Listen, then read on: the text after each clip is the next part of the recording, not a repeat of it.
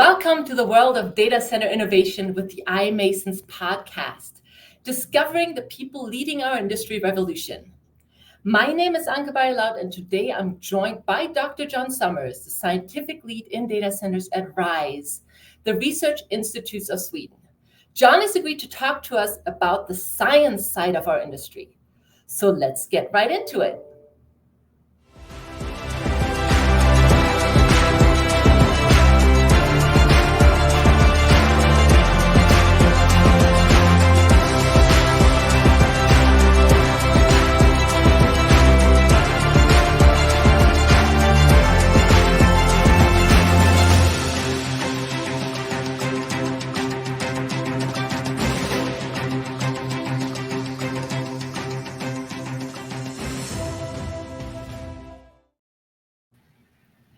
Jon, thank you so much for being on this podcast today. We are very excited to have you.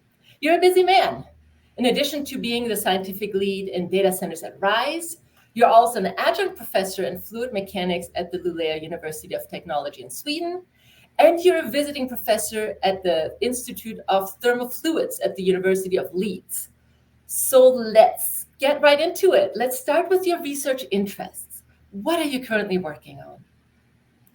Well, thanks for having me, Anke, and it was great to be able to discuss some of the research activities that I'm getting involved with.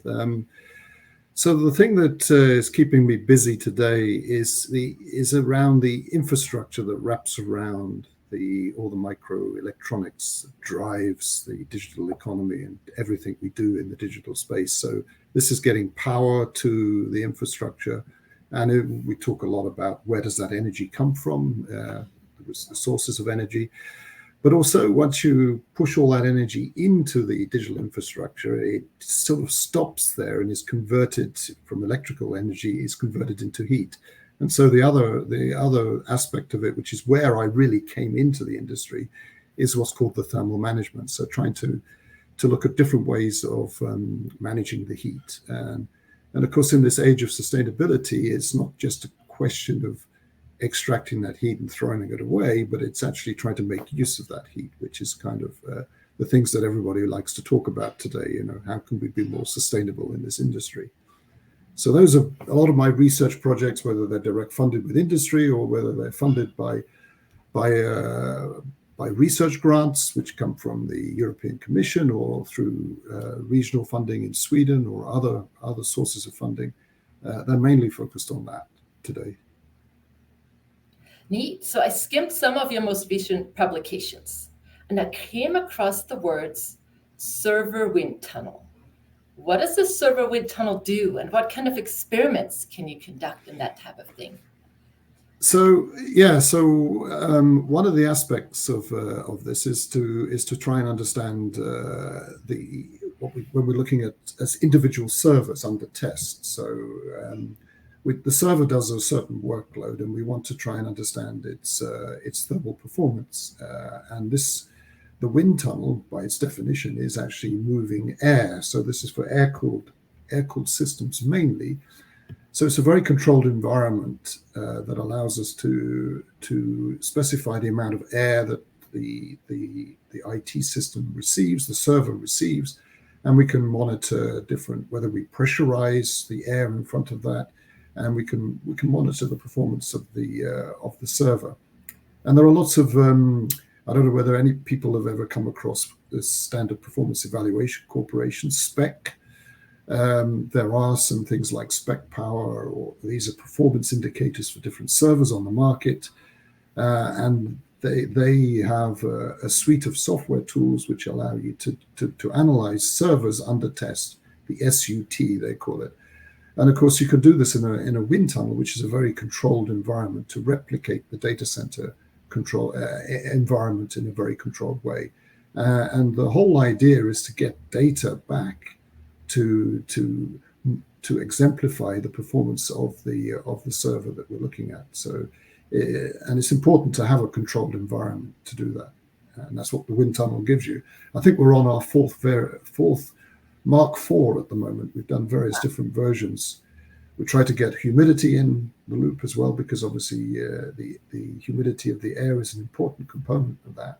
as well as the temperature of operation. So we've designed two different wind tunnels, one which is kind of where the airflow is directly straight through the wind tunnel, and one where we actually have a circulating.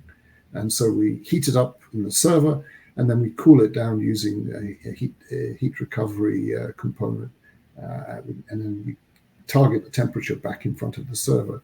So it's very well controlled and allows us to do a lot of different interesting tests with servers. Yeah. Neat. So let's focus on power, because you mentioned that is one of your main focal points there. Why does computing need so much power? This is this is an interesting thing, because today, I don't know whether people realize this, but there's a lot of talk about AI.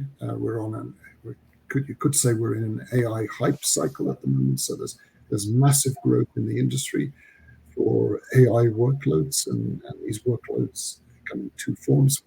It's called training at first, which is kind of batch processing. So it's the kind of thing you can do remotely. You don't have to worry about transactions with end users. But once you've trained your model, then obviously you want to make that model available through what's called inferencing, and that is transactional. So that's very much how we interact with data centers today. We send a request, we expect a response back, and that's so these workloads, which are now growing in the amount of data that they're having to do. So really, AI is a culmination of us being able to compute what we can compute today. The performance of the compute today has reached such a level, and the data that we've got available, so the two combined have allowed us to do what we're doing today with large language models, for example. So we can actually have a conversation with a piece of software that is making responses that are based on some parameters and some model behind that. But the reason why I think what's happening now is we're building more and more transistors onto these microprocessors. And the more transistors we put on there, the more power they draw. So there's two parts to it. Number of transistors going up, but also at the same time, we're trying to reduce the thermal dissipation or the energy usage of those transistors. And I've been looking at the physical limits of computation. I'm trying to, how are there better ways of doing it? Because the way we do it today is, if you think about it, is that all that electricity that ends up in that microprocessor, which is the compute engine, is being converted to heat. In fact, there is a very seminal piece of work from 1961, which is written by an IBM researcher, Rolf Launder, who's no longer around, but he wrote a paper called Irreversibility and Heat Generation in the Computing Process. So the two parts to that, irreversibility and heat generation, which is the important part that we are focusing on today, is the actual culmination of the fact that we have so many transistors in such a small area, and we're building so many of these microprocessors into racks that we're drawing more power. And that's now a challenge, because powering these racks, these high-end racks is quite challenging. How you distribute the power, or even how you get the power to the rack and then distribute it to all of the IT systems. So I think we've got to ask this question again, as we see power demand in racks in data centers go up, which is what we're seeing at the moment. We may be seeing 300 kilowatt racks in the future, not in the not too distant future. But why do we need that much power? Is there a better way of doing the compute? I think if you look at the limits of computation, this is a story that is a good 40 or 50 years old, and it's been tackled or addressed in some way by some famous people, like the physicist Richard Feynman in the 80s. In the last decade of his life, he moved away from physics into computing, because he wanted to understand. He was very interested in the way that we do computing, and he was the first to coin the phrase, or he's the guy that came up with the term quantum computing. And he also said, looking at the technology we had even in those days in the 80s, because that's when he started getting into computing, he said, engineers should be ashamed of themselves of what we've built, because the inefficiency is amazing. If you look at, say, the incandescent light bulb, which is now being banned, the efficiency of it is really what we want is light. But what we get is a lot of heat with the incandescent light bulb. But 5% of the electrical energy going into a light bulb comes out as light. But now we've improved that. We've moved on with different technologies. But with compute, it's 99.97% of the electrical energy going into the compute infrastructure is coming out as heat. So they're only 0.03% efficient. Which is, if the incandescent light bulb got banned, are we going to ban this for the same reason? We should be doing things in a different way, perhaps. But it's very challenging. They're very complex systems. Yeah. So everybody in the industry talks about PUE as the power you're using for compute operations, but it's really just a heater. So PUE of 1.6 is bad, a PUE of 1.1 is good, but the measure of PUE is missing the point, isn't it? Absolutely, yeah. I mean, it's. I think I have mixed feelings about the power usage effectiveness PUE, which is now, incidentally, for most readers, it is most listeners, it is actually a metric that has a standard, so that it's an ISO 3134-2, I believe it is, or the EN 5600. So there is a standard way of measuring the PUE, and I think the PUE has helped the industry focus attention on the envelope around the IT. But as you rightly say, because it's a ratio of two energy values, it kind of says that the IT is sacrosanct. It doesn't matter how much power that draws, as long as the envelope around it draws, at most 10% of that energy, then we are doing a good job. And to be honest, it has, I think the PUE was never designed to be a metric of comparison from one data center to the other. It was always designed, in my opinion, or my understanding of its evolution, it was always designed to get the data center operator focusing on continuous improvement in your data center operations. Yeah, and it has achieved that, because we now have, incidentally, when the PUE, the paper that came out by Christian Bellardi in 2006 and his colleague Malone, working for HP at the time, they did list PUE, and a PUE of 2, I think, I can't remember exactly off the top of my head, but the PUEs that were mentioned that were good or ideal are now today PUEs that you would never aspire to. It's got to be much better than that, so a PUE of 2 was kind of regarded as normal. PUE of 1.6 would have been regarded as absolutely supreme in those days, in 2006. But here we are with PUEs of 1.05 for some data centers that have been tracked. Yeah.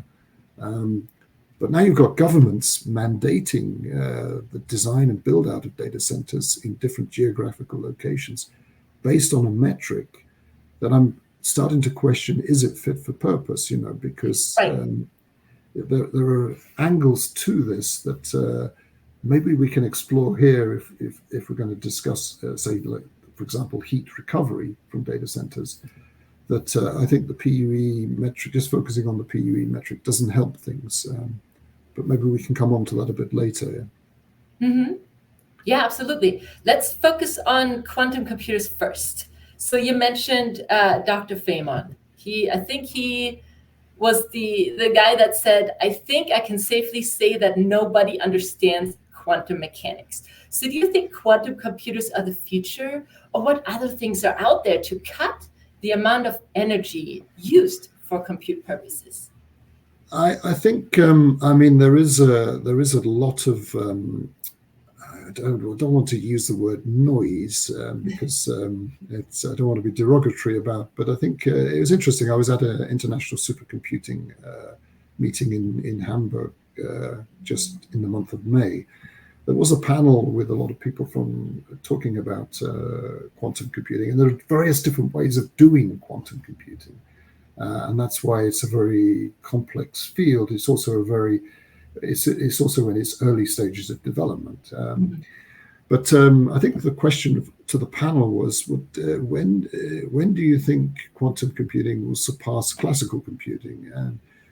And before the panel had chance to answer, somebody in the audience shouted, "Never." So there is a lot of disquiet. There is a lot of potential question marks over whether this is a feasible technology. It's not going to displace the standard way we do the standard operations of digitalization today. It has an interesting niche, because it's not deterministic. So the computing system that we have today in our smartphones is deterministic. It's unlikely to make an error, because of it makes errors because of bad coding, or it makes an error because it's got some malfunction in the electronics. But the whole infrastructure, the logic behind it, the infrastructure behind the system is deterministic, whereas quantum computing is probabilistic because it's not, and you have to, because you're using quantized material. It's based on quantum mechanics, because it's what Feynman was saying is, he said, well, we can't solve quantum mechanics problems with a classical computer. We need to use a quantum computer because that replicates how quantum mechanics or how quantum physics operates. That was, I think, his basis for saying that. But what I see today is there's quantum annealing, which annealing is an interesting one. So if you were standing in front of a landscape with multiple hills and troughs and valleys, etc., and somebody said to you, well, there's a massive landscape out there, find the lowest point.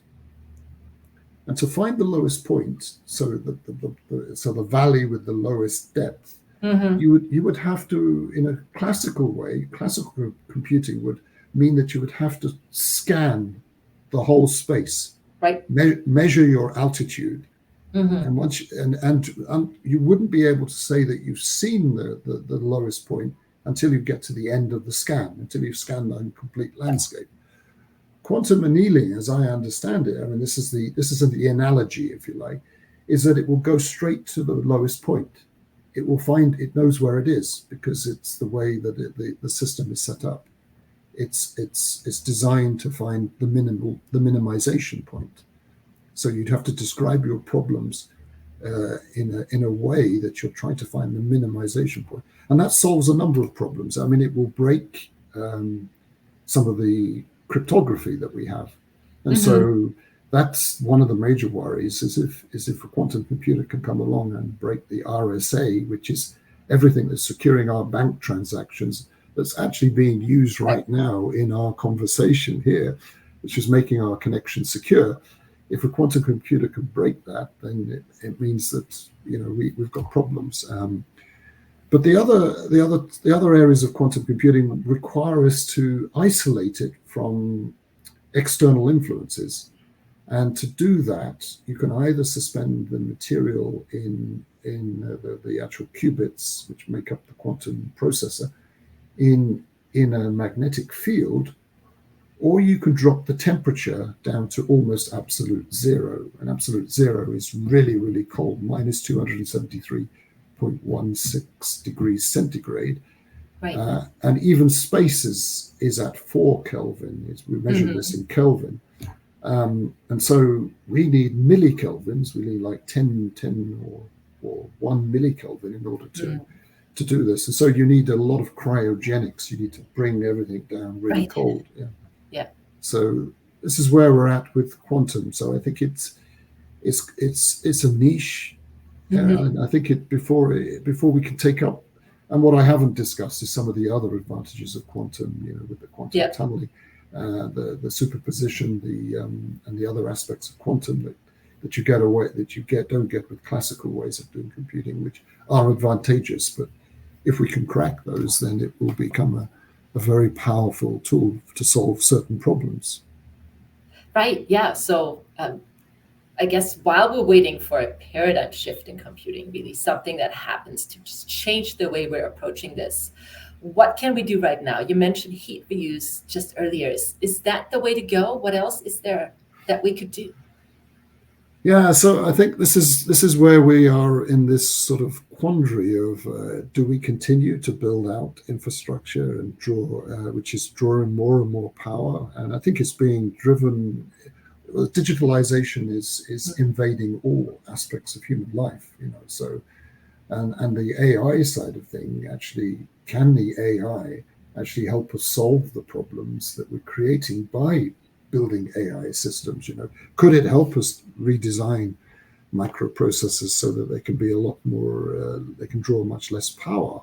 Because this is one of the challenges we have with data center build out today is, can we get the power?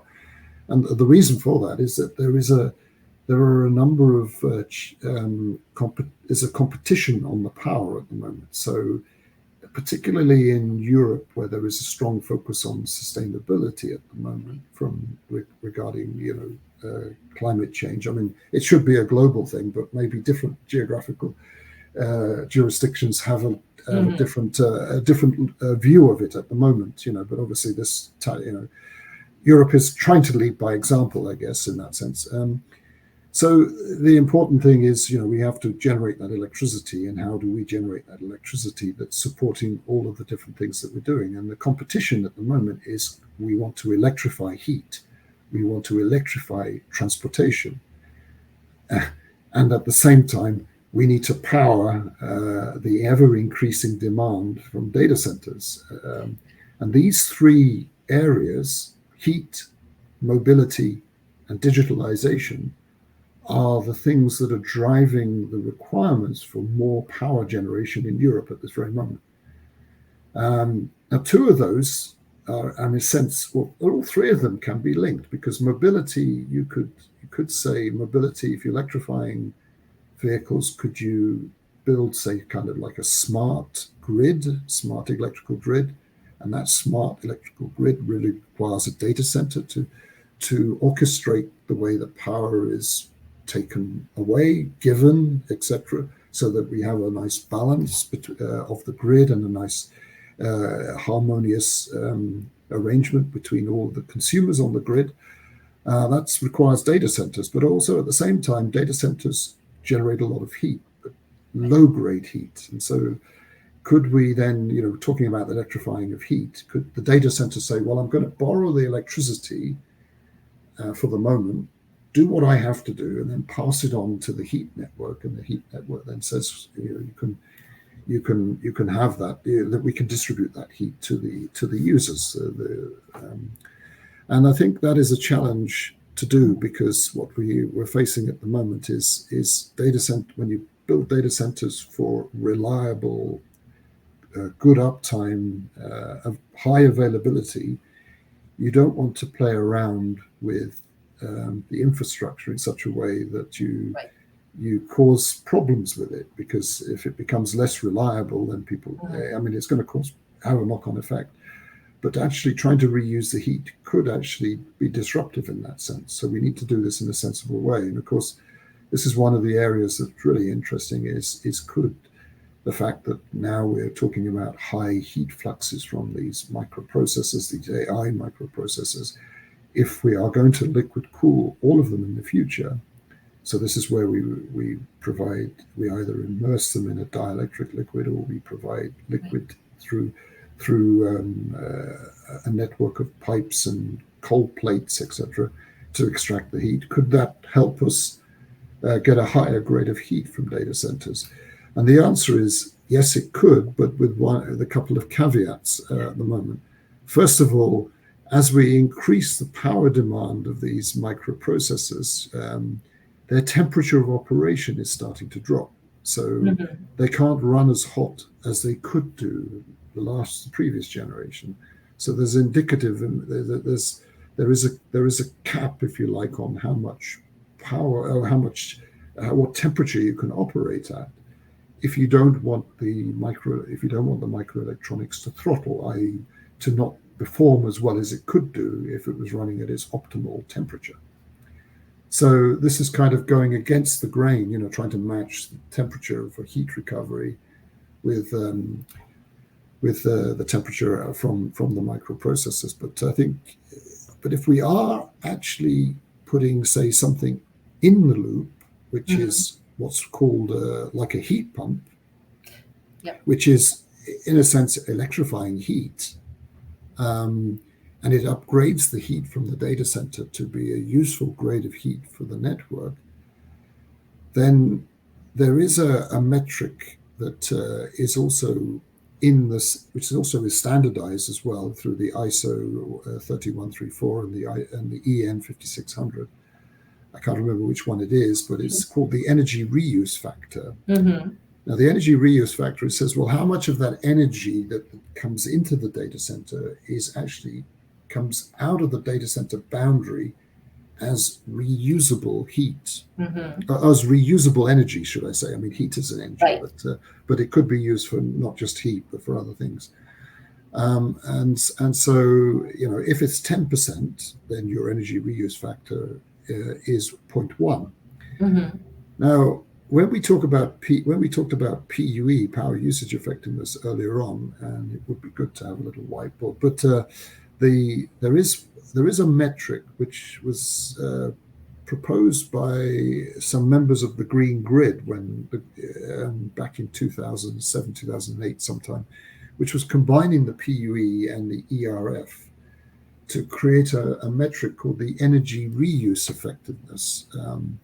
And so if you weren't reusing the energy, so your ERF was 0, your ERE, or your energy reuse effectiveness, was the same as your power usage effectiveness.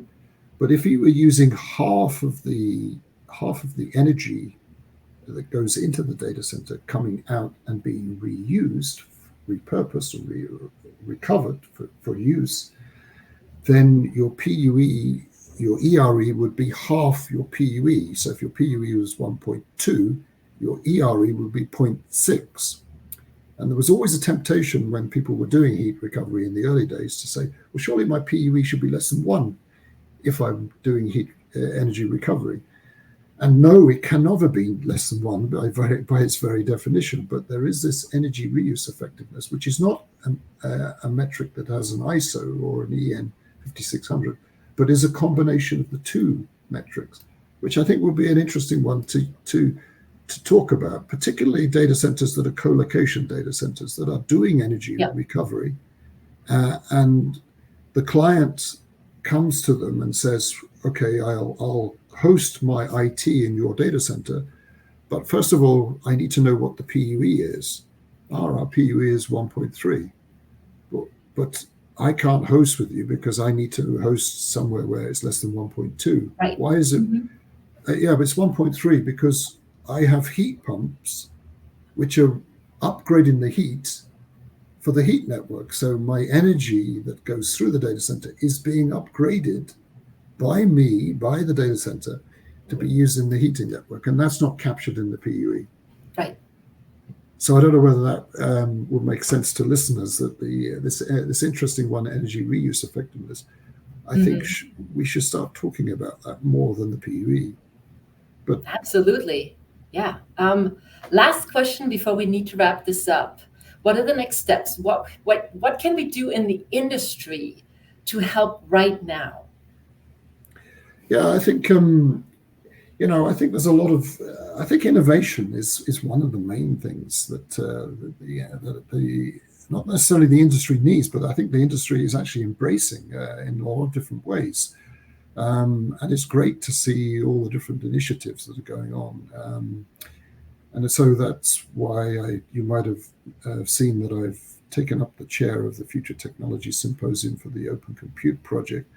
And I think when it's a voluntary role, and it's quite challenging for somebody as busy as myself to do this. But I think working in a research institute, it kind of aligns very well with what we do, because we're seeing different new technologies come by. It's the appliance of science, if you like, to improve things and to turn that into an engineered solution. And engineering is always about compromises, because you can never make something perfect. You always have to, you can't beat the laws of physics, so you have to go with the flow, and you have to then work out how do we optimally build things. And so Future Technology Symposium is trying to get more academics involved in OCP, because there's a lot of initiatives going on in the academic arena, in universities, in research institutes, which would be good for these communities to witness. And maybe it is early stage, maybe it is early developments, but they are definitely, precursors to future technologies, which I think we should embrace. And whether it's about dealing with the thermal management, liquid cooling is a disruptive technology, and there's always lots of different aspects to liquid cooling that we haven't gone into today, where the different types of coolants that you can use. Can you phase change that coolant? So we haven't talked about two-phase cooling, right, which is and also, the different ways of immersion, the different dielectric coolants, and the way that we do immersion of electronics. Can we improve the system? So there's a lot around that space, but there's also a lot around power delivery, about the applications, that are running on these platforms. And so there's a lot to it. I think data centers are a mixture of a multitude of different disciplines, definitely. So because it's a building which has very complex systems in it, and those systems are hardware that requires complex power delivery, and then there's, obviously you need the interconnect to connect everything together over a network, and then there's the software layer which gives you a platform to build the applications on. So it's a very complex system, and of course now we're factoring into this, we're trying to bring in data that tells us that, right, are we sustainable, or is this environmentally sustainable? And how can we and how can we collect data to demonstrate to the end users that this is now a sustainable approach? So that's something that I think is where there's a lot that can be done and we need all these different platforms. We need to have these things that we're doing now. Discussing these podcasts are really great. I think gives us the opportunity to explain some of these things. Absolutely. Yeah. So like you said, it comes down to collaboration. It comes down to sharing. And this is really where the iMasons Innovation Incubator can help. So if you have an innovation, if you have an idea, if you have a solution, come reach out to us. The Innovation Incubator is a platform that is designed to catalyze innovation and drive us towards our commitment to the iMasons Climate Accord. So it's a place for collaboration, bringing together industry leaders, startups, everyone who shares our passion for sustainability. And the Innovation Incubator is open to innovators from all over the world and can provide access to the iMasons community, communication and marketing platform support, a forum to share ideas and collaborate with other innovators, and all to drive awareness. So Jon, once again, thank you so much for taking the time to be on the iMasons podcast today. The work you're doing is amazing, so keep doing it. For all the viewers and listeners, thank you so much for sticking with us today, and we will see you next time. Thanks a lot, Anke. Yeah.